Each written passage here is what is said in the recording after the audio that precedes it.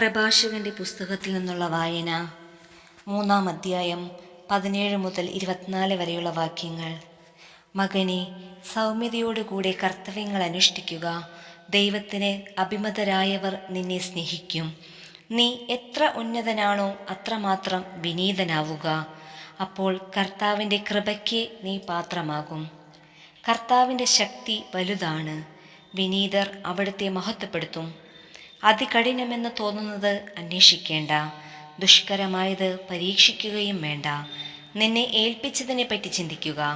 നിഗൂഢമായത് നിനക്ക് ആവശ്യമില്ല. നിനക്ക് ദുഷ്കരമായവയിൽ ഇടപെടരുത്. എന്തെന്നാൽ മനുഷ്യന് അഗ്രാഹ്യമായ കാര്യങ്ങളാണ് നിനക്ക് വെളിപ്പെടുത്തിയിരിക്കുന്നത്.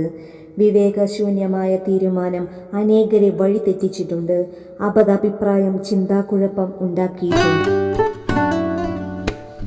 മക്കളെ, എളിമയോടുകൂടി ജീവിക്കാൻ നമുക്ക് പരിശ്രമിക്കാം. എളിമയുള്ള മക്കൾ ജീവിതത്തിൽ വിജയത്തിലെത്തുന്നു. അതിനാൽ എളിമ എന്ന പുണ്യം നമ്മുടെ ജീവിതത്തിൽ നമുക്കും പ്രാവർത്തികമാക്കാം.